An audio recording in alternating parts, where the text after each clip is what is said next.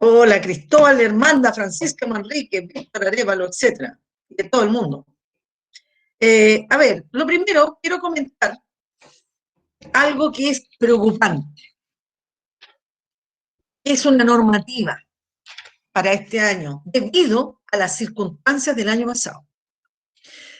Como corresponde, hay que asegurar el tanto, es decir, la educación se tiene que dar, todo el mundo tiene que participar, etcétera. Mi gato, bájate, perdón, está aquí a la guaite. Y resulta que dentro de la metodología de trabajo, ustedes, si no tienen una nota, en cualquier asignatura, una nota que esté en el libro virtual, no importa, en el libro, todo eso después se traspasa. Quiere decir que usted queda pendiente con esa nota, no que va a tener un rojo, salvo que se saque un rojo, pero si usted no lo hace, no lo hace, porque no lo hace por cualquier cosa y no lo hace nomás. Va a quedar pendiente con esa nota y eso va a significar que va a una suerte, comillas, de examen semestral, donde le van a preguntar de todo el semestre, en cualquier asignatura, arte, ciencia, cualquiera. Es un problema, porque ¿para qué? ¿Para qué ir a esa instancia? Entonces, yo tengo personas pendientes en el electivo, y a mí me parece como absurdo que se vayan a una instancia de esa naturaleza. Yo puedo preparar el tipo de examen, no hay drama, pero va a ser más complejo, porque es de todas las cosas que se han tratado en el semestre. Entonces, es un absurdo, es un sinsentido. Entonces, por favor, las personas que están pendientes con actividades del electivo, que se pongan al día, son varias, ¿ya? Me Profe, escriben por interno, después me escriben por interno y me dicen, profe, ¿qué les debo? Y ahí yo les contesto. ¿De ay, acuerdo, ay, Jorge? eso ¿Listo? me le voy a Por preguntar. interno, sí, por interno, pero no quiero que vayan a esa instancia, menos el electivo. ¿Ya? Y esto es para todas las asignaturas, chiquillos. Lenguaje, matemática, absolutamente todas. ¿De acuerdo? Aunque, porque bueno, esas son las indicaciones y esto lo confirmé ayer con UTP del colegio, porque yo pensé que podía ser como una salvedad, no, me dijeron.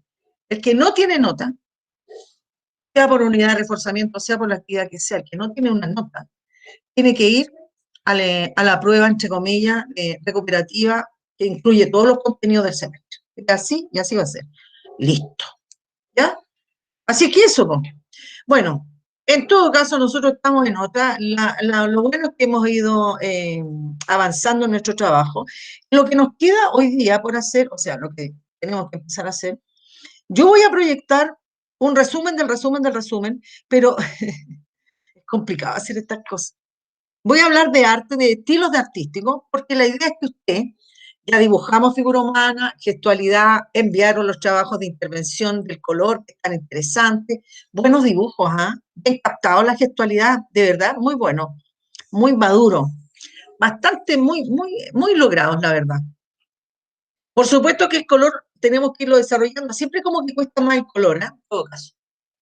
Así es que, bueno, yo voy a hablar de algunos antecedentes prácticos del siglo XX, algunas cuestiones que hay que tener como fundacionales, porque el objetivo es que usted vaya pensando desde el jueves en su composición, o sea, tiene que tener croquera para empezar a diseñar su composición, un boceto, que tiene que involucrar la figura humana, dos figuras humanas, cuerpo completo, medio cuerpo, una parte o una segmentación, figura humana, con un ambiente, con un mensaje libre, libre, suyo. ¿Ya? Pero, ¿qué es lo que vamos a buscar? Que la composición sea como la justa. No es que exista una buena composición, pero hay ciertos elementos estructurales que ayudan a componer bien un cuadro y que usted aquí, aparte de que dibuje, se despliegue en el color. El boceto después se tiene que traspasar a un formato más grande, que dijimos que más o menos lo mínimo es el reverso de un cartón piedra, tamaño blog 99, o otro cartón, o un trucán, hay que prepararlo un poco, en fin, lo que dije el otro día. Les voy a decir hasta cuándo dura esta actividad, que sería la segunda nota. O sea, yo creo que voy a poner más notas, ¿eh? Voy a poner varias notas, sí, pero la idea, chiquillo, que usted mande, haga las correcciones y puro 7, vamos. Entonces, porque esto es dibujar, pasarlo bien y trabajar en clase. Salvo pequeñas investigaciones que les voy a dar. A ver, hoy día tengo que exponer, el jueves ustedes tienen que desarrollar el proyecto, el boceto, La próxima semana tienen que pasarlo limpio en el cartón, así que van a tener el fin de semana para poder preparar el cartoncito, ¿no es cierto? Y si gustan, pasan el boceto, si pueden adelantar. La próxima semana, como digo, es dibujo, aplicación de color, técnica mixta, es decir, lo que tenga, el cachureo que tenga, témpera, papel de colores, lo que tenga, color. Un color no chillón o teme, o depende de su obra, ¿eh? Pero con más color. La semana 8, la primera semana, o sea, la primera clase, el martes, terminamos la obra. Y la clase 9, que sería el 29 de abril, hacemos la metacognición en conjunto. Y ahí cerramos el trabajo, ¿ya? Este trabajo creativo. Bueno, de ahí les voy diciendo, pero la cuestión es que tenemos 2 semanas para hacer este trabajo. ¿Listo? ¿Estamos listos? A ver, yo tengo que presentar. Voy a presentar. ¿Dónde está? ¿Ahora dónde? ¿Me escucháis bien, cierto, chiquillo? Sí. Sí, la escuchamos. Gracias, Mantel. Gracias. Sí, profe. Es que a veces quedo con mute. Y ahí yo sigo transmitiendo y a ver, ¿dónde voy? Voy a mis documentos, mi Drive. Está un poquito lenteja la cosa. Me voy a acercamiento. Aquí lo tengo, a la mano.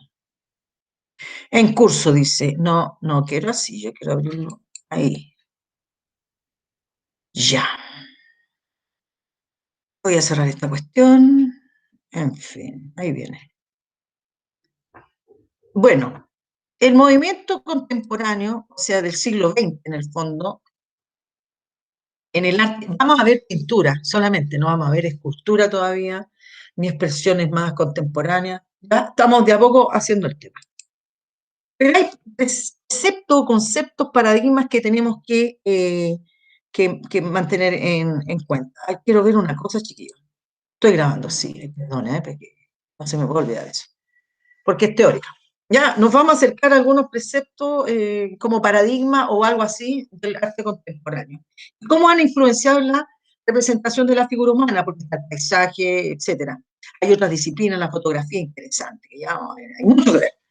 Bueno, siglo XX.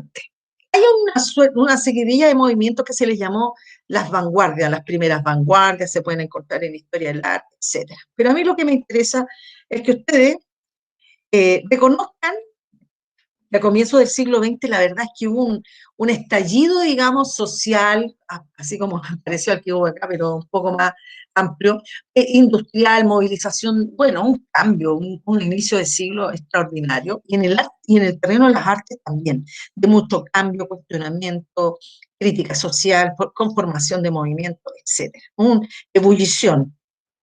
Bueno, y eso evidentemente que afecta el arte, o el arte muchas veces lo propicia, ¿verdad? O se anticipa. Entonces, hubo un movimiento que se llamaron los fobistas. Eso fue un movimiento pequeñito, digamos, empezaron en el 904 y terminaron por ahí por el 910, 14, 8. Hay diferentes fechas, pero al margen de cuándo terminó, porque nunca los movimientos como que desde esta fecha hasta otra fecha. No, empieza un estilo o una tendencia y de ahí se irradia. Por ejemplo, el cubismo todavía estamos en estos momentos. Por Dios. Voy a silenciar mi teléfono. No sé qué es lo que voy a decir, lo voy a apagar. Entonces, lo interesante de los fobistas, las fieras, los fob, así los llamaron, como de una manera despectiva. Lo interesante, como digo, es la aplicación del color. Ellos siguen siendo figurativos, estamos al comienzo del siglo XX, se nota la figura, identificable, un poco más libre, pero el color es lo interesante, porque no es un color natural, ellos están jugando con la composición del color. En el fondo, el modelo, en este caso figura humana, podría ser paisaje o lo que sea, no tiene mucha relevancia. Lo que importaba en ello era esta composición del color, esta saturación del color. Cuando hablamos de color saturado, hablamos de colores más puros, más intencionados, más contrastantes incluso, ya más vibrantes, es el concepto. ¿Ya? No es un color naturalista. Ahora, ese no es un problema. Son formas de hacer y son válidas. Como ustedes pueden apreciar, por lo menos yo los encuentro bastante interesantes. ¿Qué dice el público? ¿Les gustan o no? Son como muy raros. Gracias por la gustan. Medio rarito. Son medio raritos. ¿Pero les parece bonito o no? A mí me gusta más ese que dice Matiz. No sé si serán los artistas Sí, o, o la sí. manera. Ah, ya. Matiz de Rembrandt, hay otros más. Pongo algunos nombres, no mucho información. El de Pink me da como cosa, por decirlo así. Porque más Sí, que nada por la forma de la cara, los ojos y cómo se ve. claro, es correcto. Y Pero fíjense, chiquillos, saquémonos el esquema de que tiene que ser realista, naturalista, estar bien dibujado. ¿Ya? Sáquense esos conceptos, porque eso es como de la academia, ¿ya? De hecho, estos artistas que eran jóvenes, bueno, no tan jóvenes como ustedes, 25, 30 años, todos qué sé yo, con estudios, con bastante trabajo artístico, ellos querían ir contra la academia, querían liberarse de la academia que los restringía.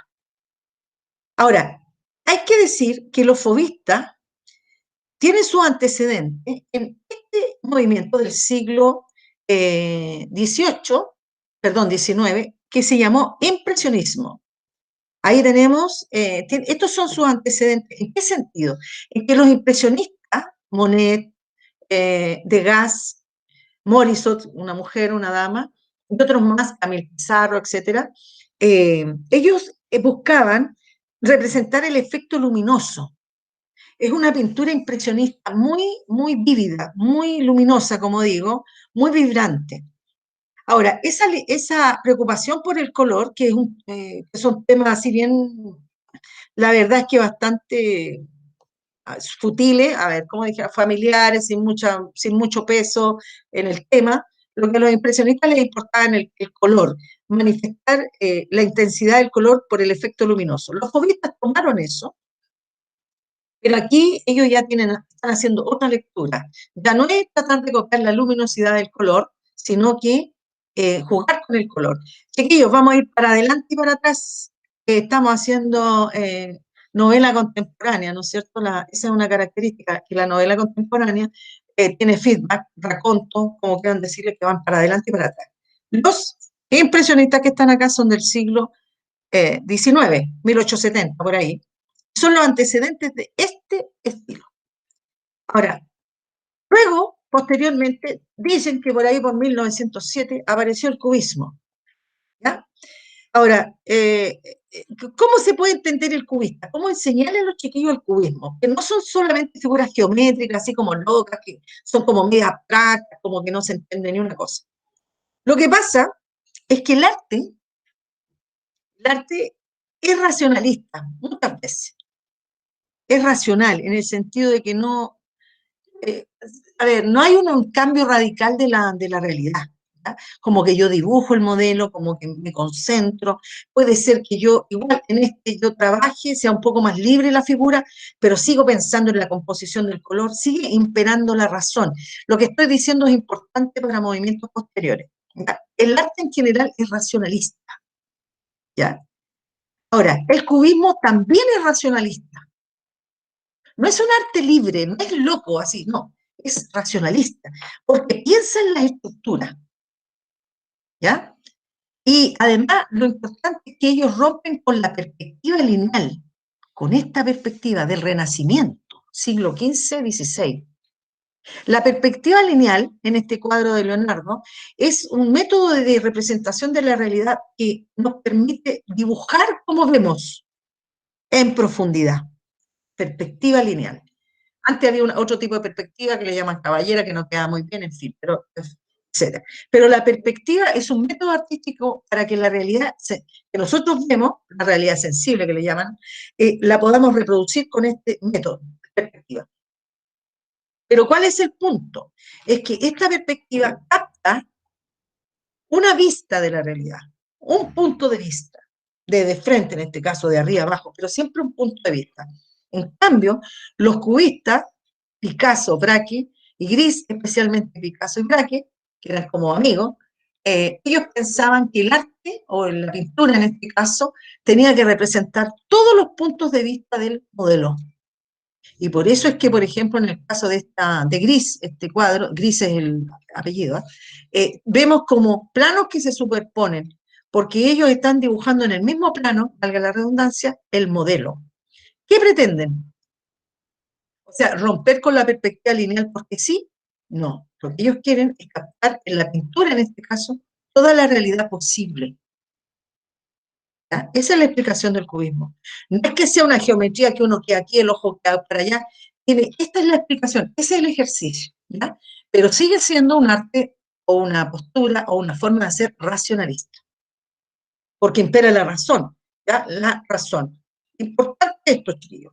Avancemos un poquito. Ya saben, el cubismo rompe con la perspectiva lineal y el único punto de vista. Listo, estamos claros ahí.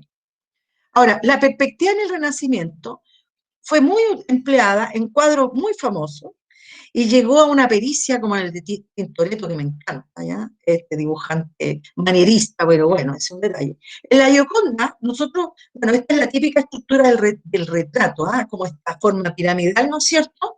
Está como en el centro del cuadro, esta pirámide, y atrás un fondo. En el caso de la Gioconda, atrás se ve la perspectiva lineal aplicada al paisaje natural, un paisaje un poco oscuro, místico a lo mejor, un poco enigmático. Y este retrato que está acá, que es menos conocido por ustedes, pero es de un pintor famosísimo de la época que fue Rafael Sanzio.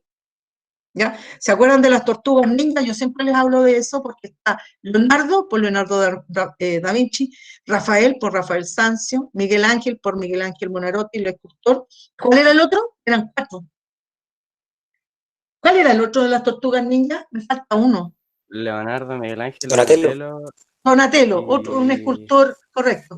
Donatello es un escultor del Renacimiento también. Bueno, aquí está el Rafael, ese Rafael, un retrato evidente, que más o menos tiene la misma postura de la Mona Lisa, ¿no es cierto?, de la Gioconda. Y atrás podemos ver la perspectiva lineal aplicada. Hay una diferencia pictórica, son de la misma época, ¿ya? Rafael, o sea, perdón, Leonardo más viejito que Rafael bastante más joven. En Rafael, él es muy famoso por las Madonas, Madonna, la cantante, la Madonna. Las Madonas que son las madres, las vírgenes, la Virgen María en el fondo. Él tiene muchas versiones. Es mucho más depurado, como ustedes pueden ver el color en Rafael, y el Leonardo tiene ese tono como más, como terciario, porque él trabajó mucho veladuras, digamos. Ese es como, por eso tiene esa forma. Ahora, que la Gioconda sea el mejor cuadro pintado en la historia, eso es es un, a ver, es un dicho, pero no es así, ¿ya? Eso como que hay un mercado del arte, chiquillos, también que es importante considerar. Es una obra importante, por cierto, claramente, pero no es la mejor pintura o retrato pintado en la historia. Hay mucho por hacer. Y acá en este otro de Tintoretto ustedes pueden ver la perspectiva aplicada a un hecho bíblico, ¿ya? Con la salvación o la liberación de no sé qué personaje bíblico, ¿ya? De Tintoretto. Bueno, todo esto, el cubismo, como dije, lo rompe. Rompe con 5 siglos de tradición de la perspectiva lineal. Ahora, otro elemento, otra forma de expresión que tenemos que mencionar en el siglo XX es el expresionismo, que tiene sus antecedentes en el siglo XIX. Todo va encadenado, no es que las cosas sean así como que nacen, no, sino que es una cadena, ¿no? Que se va enriqueciendo o empobreciendo también. El expresionismo tiene sus antecedentes en Munch, como Edward Munch, El Grito, ¿no? Y de Ensor, James Ensor, que es una pintura, como ustedes pueden ver, que, a ver, qué les provoca la pintura? Antes de seguir yo, ¿qué es lo que sienten cuando ven estos cuadros? En términos, a ver, plásticos, o sea, la composición, el color, y luego en los sentimientos que evocan. ¿Qué dicen, chiquillos? Vamos, vamos. ¿Quién quiere participar? Para no seguir A transmitiendo mí, solo. refiriéndome a los sentimientos, me transmite un poco de inquietud, porque, no sé, representa como algo más tenebroso, sobre todo la segunda foto con las calaveras, Ajá. comiéndose, no sé qué será. Un Y hueso. sí, entonces, son como Ok, bien y los demás, intimidantes. okay, ok. ¿Y los demás? Para que participemos otras personas, chiquillos, ¿qué piensan? El primero, el de Munch, como que siento que me transmite soledad, un Ok, sentimiento así. Es lo ok. más cercano. Ujú. Ahora, es característico, aquí puede haber una confusión, porque hay que circunscribirse a los conceptos, porque una cosa puede significar muchas cosas, pero en el fondo en arte también hay conceptos que hay que tener claro, como el cubismo, como el renacimiento, etc.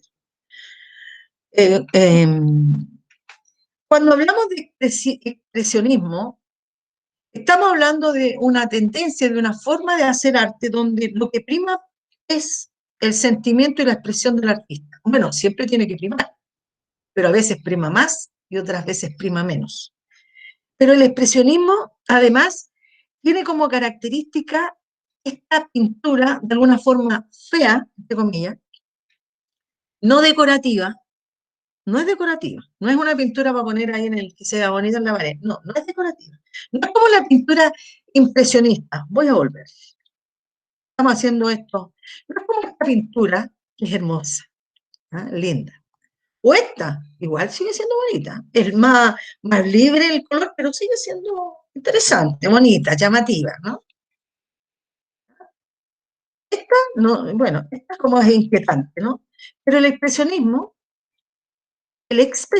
no es una pintura decorativa, es una pintura pesada psicológicamente, es una tendencia cultivada desde tiempos inmemorables, lo que pasa es que no hay registro, no hay, quizás falta desarrollar ese hilo conductor, pero los antecedentes que aparecen en la historia del arte es Munch y Ensor, pero también se menciona a Vincent Van Gogh, con esas pinturas con arabescos que tienes como esas pinceladas, como rebuscadas, como vibrantes, y por su vida también.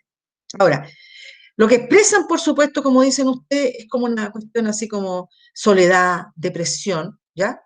Pero es especialmente fuerte en el periodo de inicios del siglo XX, porque junto con este estallido, en muchos sentidos, también había mucha pobreza, incertidumbre, inseguridad social, enfermedades, pestes y posteriormente guerras mundiales. Acuérdense que la primera empezó en 1914 y estamos a inicio del siglo, ¿no es cierto? Y luego, bueno, hasta el 18 pasaron un tiempito y vamos con la segunda, el 39 al 45, si no me equivoco. Entonces, en la época del primer decenio del siglo XX, mucha conflictuación social que originó también a este movimiento, al expresionismo.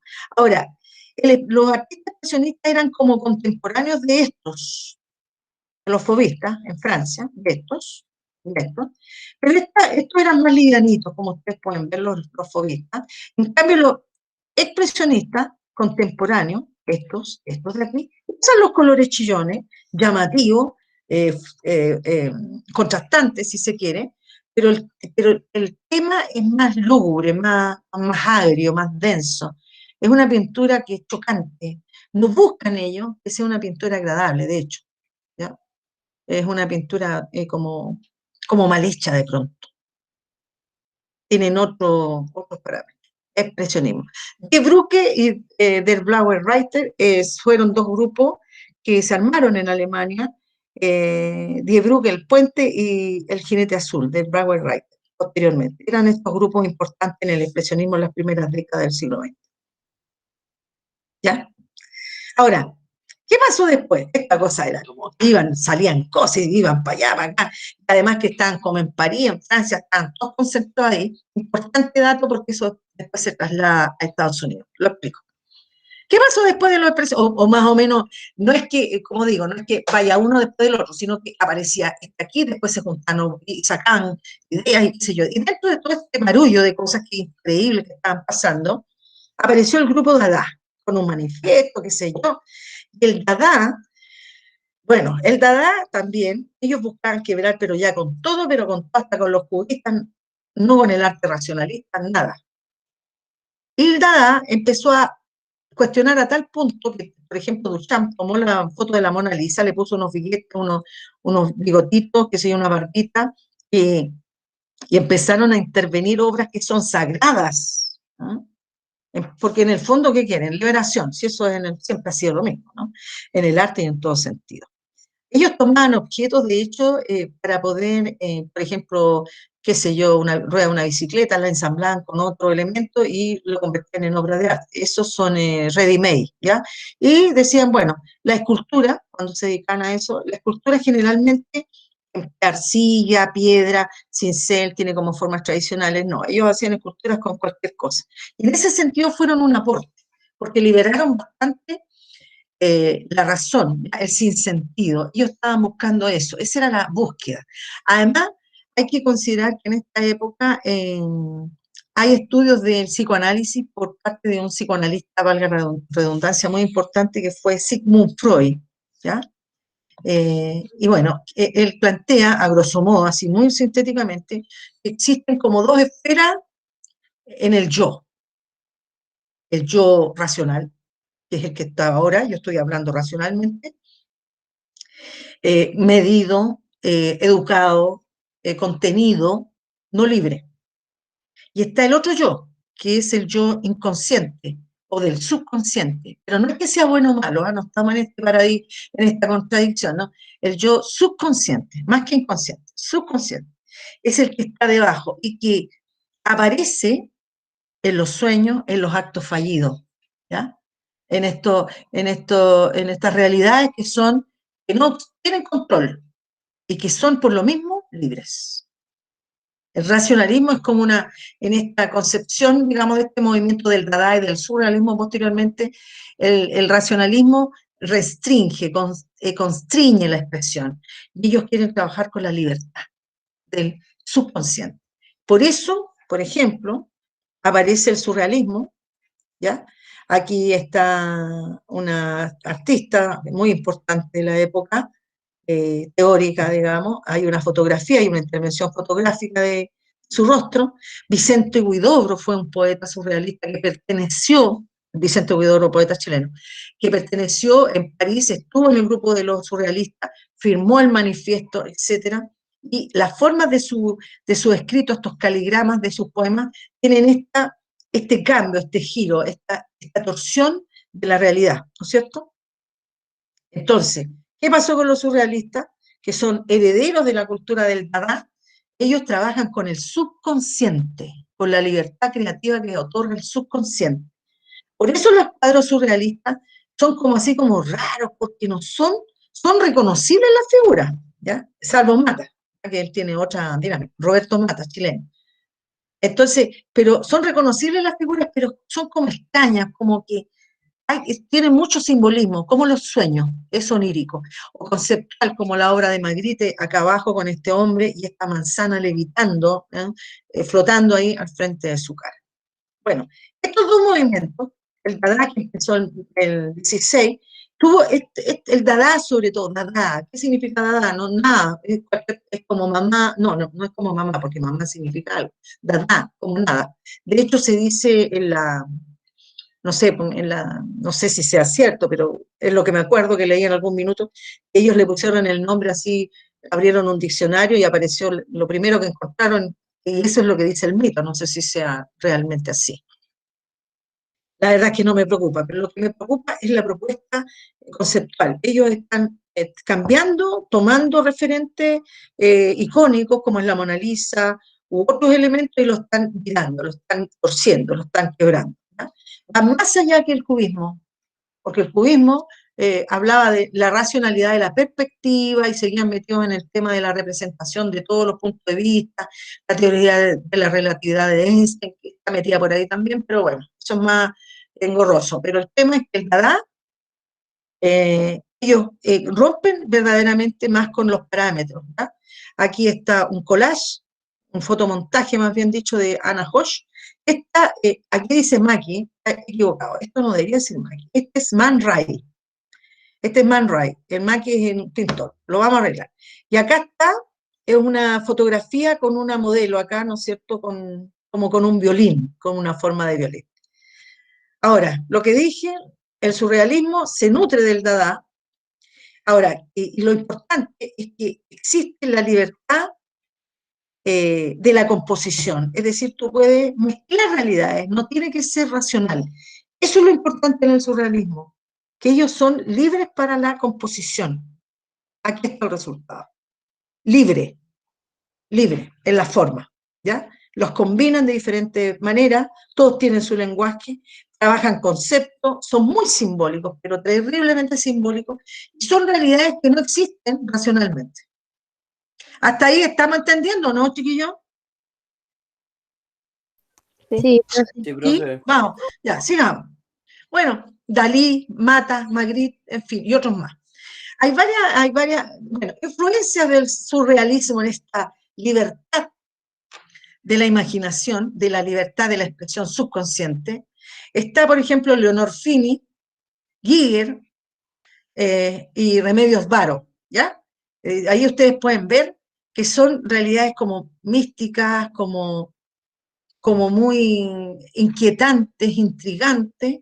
El trabajo de Giger es notable, él tuvo colaboración en la tipología de Aliens, de la película Aliens, toda esta estética. Giger falleció hace algunos añitos recién, eh, y Remedios Varo.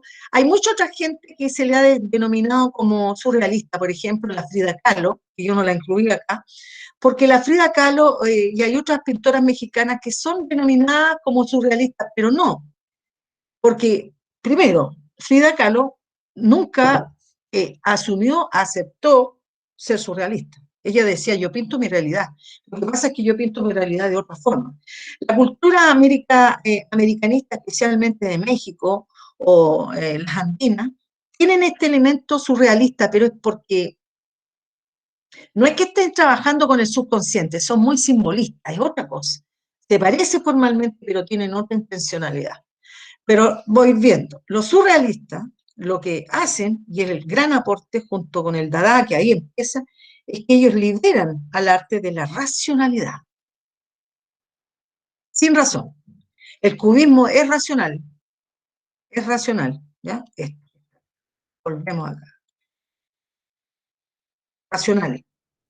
Hay un estudio. Por supuesto que después ellos se vuelan y se van en otra dirección, pero inicialmente cuando hablamos de cubismo es un ejercicio racional, ¿ya? Racional, racional, más expresivo, más libre, pero sigue siendo medianamente racional. También aquí hay mayor libertad, pero cuando ya se libera de la racionalidad lo más posible, porque igual son hartos conceptos los que se trabajan acá, pero de otra manera, pensar de otra manera en el fondo, no esa cosa tan esquemática. Es con el Dada, que da vuelta la tuerca, y posteriormente con el surgimiento del surrealismo. Les coloco a Huidobro para que lo tengan presente ahí para siempre. Y esta dama, Oppenheim. Ahora, grande artista, Mata, por supuesto, chileno. ¿Qué pasó después? Bueno, aquí influencia. Aparece el expresionismo abstracto, pero muchos años después, voy a devolverme. ¿Qué pasó? Lo siguiente. Sucede que en Europa, bueno, cuando empezó la Segunda Guerra Mundial, bueno, hubieron escuelas, la Bauhaus, por ejemplo, de arte y diseño, que es muy importante, que en algún minuto tenemos que mencionar. Hubo una persecución muy grande, estamos hablando del nazismo en el fondo, en el rigor, hacia todos los artistas, gente que era más libertaria, más democrática, ¿ya?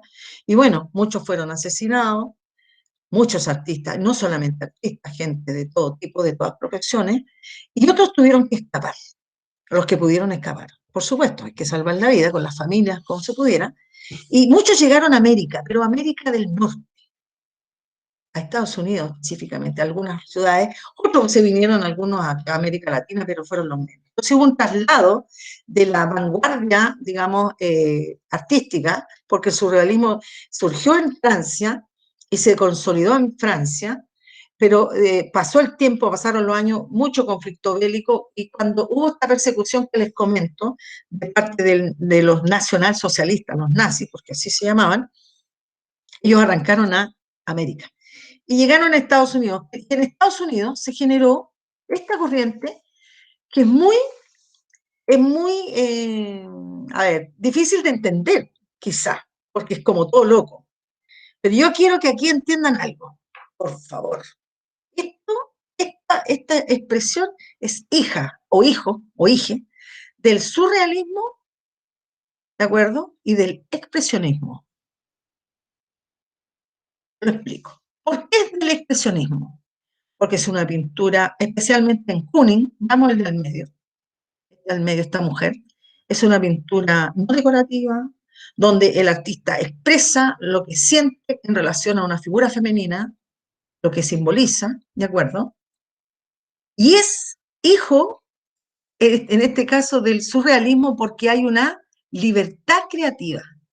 Por ejemplo, en este cuadro de Pollock, acá, aquí hay una libertad gestual. Aparte de que ya no hay imagen, se despoja de la imagen, hay una libertad gestual. Y esto es herencia del surrealismo. ¿De acuerdo? Hay aquí dos, cuando nosotros vemos expresionismo abstracto, estamos hablando de la función de dos corrientes del hacer. El expresionismo como tal, que prima lo que quiere intencionar el creador, que no es copiar la realidad, evidentemente, y la abstracción, vale decir, la libertad total del arte. El arte generalmente se piensa que es para imitar una actividad de mímesis de la realidad, pero el arte es una actividad propositiva, chiquillos, no de imitación. Por eso les digo, saquémonos el esquema. Ahora, si a usted le gusta pintar súper parecido, está bien. Es hiperrealista, no hay problema. Pero ese es su rollo, ese es su cuento. A usted le gusta así, ahora sí. Pero el arte no es para copiar la realidad. La actividad artística es una actividad propositiva. Entonces, en el expresionismo abstracto, cuando vemos estas pinturas como de mancha, que empezó con Kandinsky al inicio del siglo XX, es libertad, libertad formal y gestual, es decir, libertad total. ¿Ya? Entonces, no se busca la mímesis. Ahora, es un poquito complejo, surrealismo, libertad en las imágenes, expresionismo. ¿Qué es lo que busca el expresionismo? La expresión, igual triste, digamos, del estado interior del artista, porque el contexto de la época de guerra, etcétera, lo demandaba, ¿no? El arte también refleja también el contexto social. De otra manera sería artesanía, en todo caso. El arte siempre está vinculado a la política, a lo social, a los acontecimientos históricos. Entonces, cuando ustedes vean este expresionismo abstracto, esto loco, es un resultado, ¿de acuerdo? De mucho ejercicio, de mucho tiempo. Chiquillos, ¿a qué hora termina la clase? ¿Todo esto me queda tiempo o no todavía? ¿Me pueden avisar? Porque apagué mi celular. Chiquillos, ¿alguien? Pero ¿a qué hora terminan las clases? ¿Ni idea? ¿Cuánto Ah, falta, Álvaro? Veamos el calendario.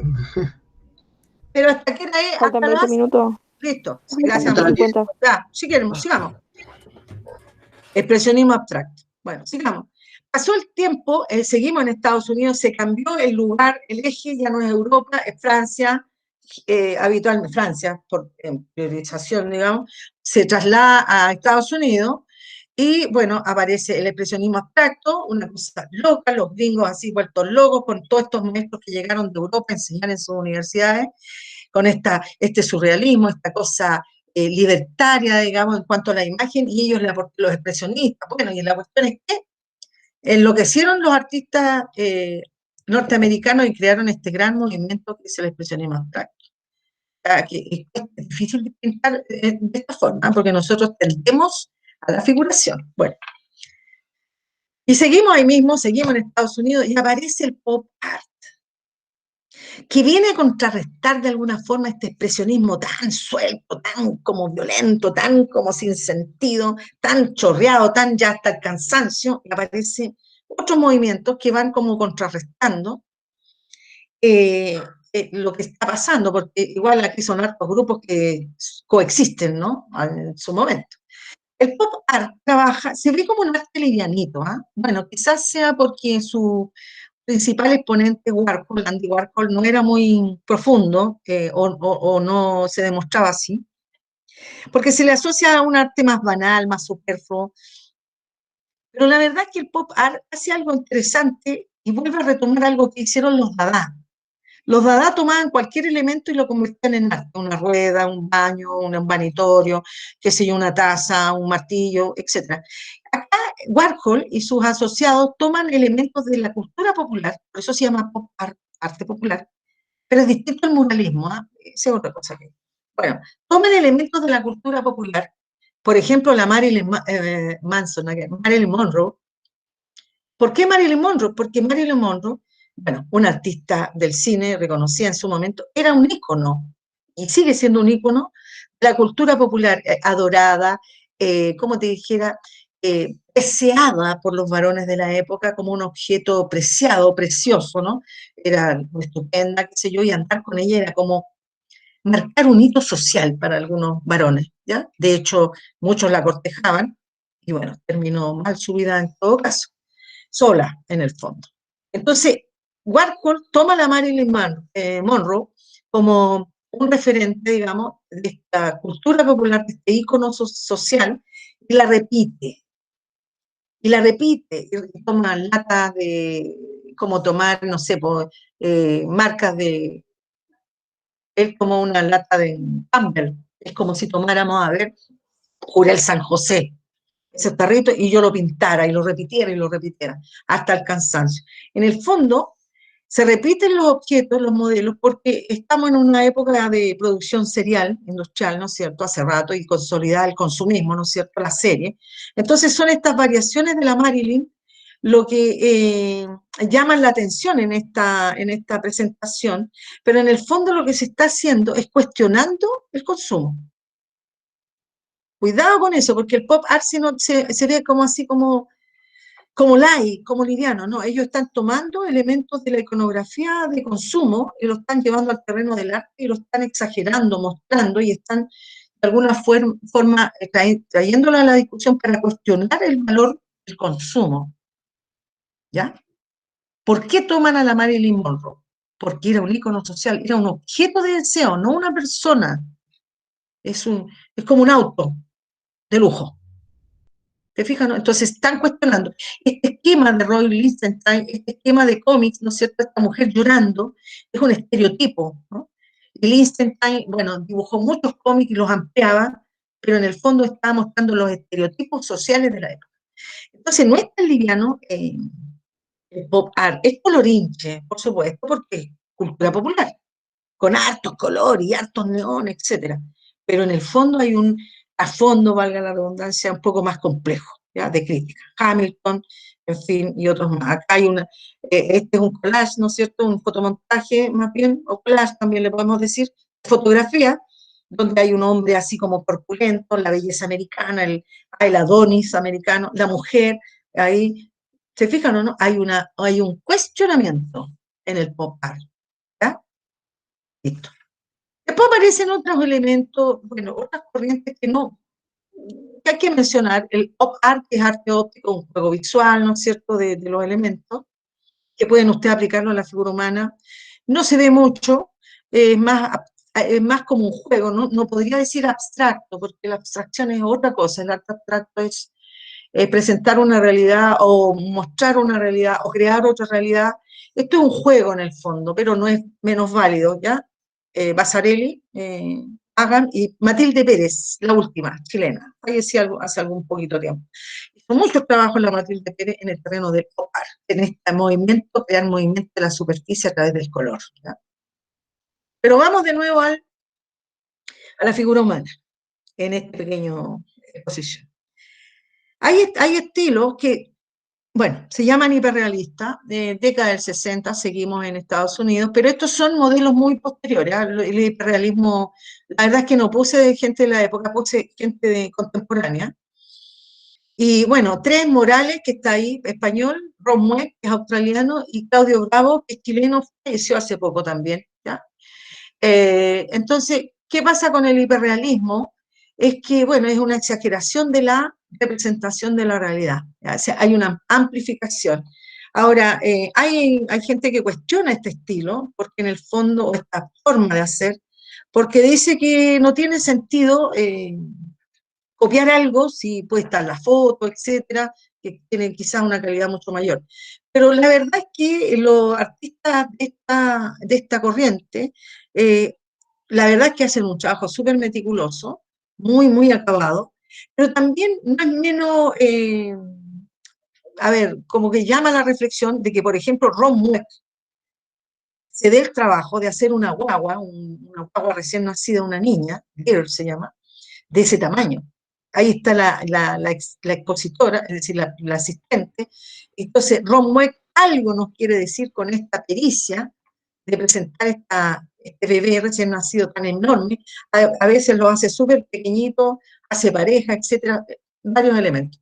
Entonces, el hiperrealismo, si bien demuestra una pericia, para ser hiperrealista tienes que ser muy, ¿cómo le dijera? Muy preciso, muy minucioso. También es una propuesta válida en el sentido de que amplifica una realidad para poder desnudarla más, para poder mostrar los poros, por ejemplo, los cabellos, ¿ya? Que en una fotografía, por muy grande que sea, una gigantografía a lo mejor no desnuda. Entonces, en el fondo es seguir ahondando en la realidad, en esa realidad que nosotros vivimos siempre, ¿ya? Hiperrealista. Y bueno, otra cuestión, otra forma, digamos, de expresión que tiene que ver con el cuerpo es el body art. Como ustedes pueden apreciar, es pintar el cuerpo. Ahora, esto tiene que ver con el Dada. De ahí viene. ¿Por qué? Porque en el Dada, a comienzos, bueno, 1914, 17, por ahí creo, ellos estaban quebrando todo el formato, es decir, no tiene por qué ser tela. De hecho, los cubistas ya habían empezado antes porque empezaron a pegar Picasso, empezó a pegar papeles en sus pinturas, y desde ahí empezaron a meter otros materiales y otras cosas, y ya no necesitas pintar posteriormente con óleo, puedes usar otros materiales, y ¿por qué no? El cuerpo como la tela, como un bastidor, como un lienzo. Esa es la gracia del body art, también surgido en Estados Unidos por allá por la década del 60. Body art, el arte corporal, que se ha ido masificando posteriormente, ¿ya? Y creo que hasta ahí llego. Esto, chiquillos, es alguno de los elementos que se pueden ver en el siglo XX. Ahora, ¿por qué no hablé del realismo? Porque ese va a ser otro tema. ¿Ya? ¿Estamos? Entonces, ¿me escuchan, cierto? Sí, profe. Listo. Entonces, bueno, después vamos hablando del realismo y del barroco, etcétera, hay tanto que ver. Pero me interesa que vieran algunos elementos de el siglo XX, algunos conceptos, digamos, que andan volando por ahí. ¿Qué es lo que el cubismo? ¿Qué es lo que el cubismo? ¿Son esas cajas? No, es algo más que las cajas. ¿O qué es el surrealismo? Trabajamos con la libertad de la imaginación, con la libertad en el fondo. Racional, consciente, no racional, subconsciente. Hay siempre como relaciones médicas, en este caso en el surrealismo psiquiátricas, porque Sigmund Freud era un médico, un psiquiatra. Y a propósito de sus investigaciones y de sus avances, es que los artistas conocieron eso porque habían médicos también ahí, y empezaron a meter estos elementos que tenían que ver con la estructura del yo en el surrealismo, trabajaron con la libertad. Y cuando uno ve el expresionismo, esas pinturas tan locas, tan sueltas, tan eso, bueno, de ahí viene todo esto. Libertad gestual, fuerte, libertad de expresión, perfecto, y libertad formal, es decir, que no hay que copiar, ¿de acuerdo? Ese es como el expresionismo abstracto, que estas manchas y estas cosas, es como el resultado de todo esto. Posteriormente aparecen otras corrientes que tratan de volver a la figuración, es decir, a que se reconozca el modelo, que no sea tan universal, ¿no es cierto?, tan sin forma, como se puede decir, todo tiene forma, un poco figurativo. Pero siempre en el arte vamos a encontrar eso, periodos de mucha libertad y después aparecen otros movimientos que vuelven a la figuración y así nos vamos, como en la historia, paz, guerra y así. La próxima semana, bueno, tienen que contar con Block Croquera, empezar a hacer el boceto de su obra. El propósito de esta sesión de hoy día es que usted fundamente posteriormente el estilo que está usando, o no que copie, no, usted no tiene que copiar un estilo, ojo, estos son referentes para su trabajo, usted tiene que tener conocimiento conceptual de alguna forma de historia del arte, por último, respecto de lo que está haciendo. Por ejemplo, el otro día, no sé si fue Aileen, o no sé quién escribió en su fundamentación que esta era de tipo expresionista. Me pareció muy bien. Pero tenemos que ver qué es lo que es expresionismo. O sea, ir precisando un poco en lo que nosotros vamos conversando o escribiendo respecto de nuestros trabajos. ¿De acuerdo? ¿Ya? Es para que ustedes fundamenten visualmente, vayan teniendo como un piso, digamos, de conceptos respecto de lo que están haciendo. Esto se parece a esto. Sí, parece que yo soy más surrealista. Porque, chiquillo, esto es cíclico. La gente nace y va repitiendo las cosas. El eterno retorno, algo así. Ya, chiquillos, los veo mañana el jueves, ¿de acuerdo? Los que están pendientes, por favor, pónganse al día. Listo. Paz. ¿Se anotaron? Sí, profe. Sí. ¿Se anotaron? Oiga, Ya, dígame. Yo no. Yo, profesora. yo creo que debo también algo de las manos. ¿Eso cuántas manos son? Que fue ese Eran día que fue el 5, médico. 5. Ah, Sí, ya, ya. pero me escriben por interno. Pues. Ahí vayan a descansar, chiquillos, porque ya van 3 minutitos. ¿O Ya, no? profe. No sé. ¿O no? ¿A qué hora se acaba? Es que yo de verdad que no sé. A las 10:50. Ah, Quedan entonces 7 estamos Y para listos. las Pero miren. Por ejemplo, espérenme. Okay. Voy a inventar un caso de investigación bien simpaticón, pero eso lo vamos a hacer, miren. Expresionismo abstracto. Ay. Vamos a hablar expresionismo abstracto. Este es lo que es como uno de los... ¿Se fijan? Lo pueden ver, ¿cierto? Ese es Jackson Pollock. Algunos dicen que es un producto de la sociedad norteamericana. Estas cosas que son tan... imagínense el tamaño que tienen estas pinturas. Entonces uno dice, ¿qué es lo que quiere decir? No, es que no quiere decir nada, no tiene que decir nada. ¿Ya? Este es Kandinsky, siglo XX, inicio del siglo XX, igual él fue evolucionando a un elemento más geometrizante, un poco repetitivo, porque después pintaba lo mismo todo el rato. Esto es otro expresionismo abstracto, ¿ya? La mancha, como el paisaje, como eso que uno puede dilucidar ahí, ¿ya? Pero tiene que ver con esto, con la liberación de la copia de la realidad, por una parte, la libertad gestual, es decir, del movimiento del brazo, esta cosa más corporal, de hecho es una pintura corporal, digamos. No estás pintando con el pincelito así de a poquitito, sino que estás golpeando la tela prácticamente, ¿ya? Entonces, para que ustedes entiendan este estilo, el expresionismo abstracto, que es muy lejano a nuestra concepción del arte, ¿ya? Esta mímesis que tiene que tener el arte, esta copia, no. ¿Ya? Eh, en fin. Pero si se fijan, yo el otro día les mostré a Jenny Saville. Me encanta ella porque ella tiene una conjugación bastante buena. Que, por ejemplo, en este rostro, que vuelve a la figuración, pero tiene elementos también abstractos, sueltos, de la pincelada suelta. Esto se llama, bueno, es una escuela no sé cuánto, neofiguración se llama, nueva figuración. O sea, como que vuelven a retomar esta la forma humana, ¿no es cierto? Acá, ¿se fijan? Se está denotando, digamos, la figura humana, pero bastante suelta, como emergiendo, como naciendo, ¿ya? Bien, Isabel.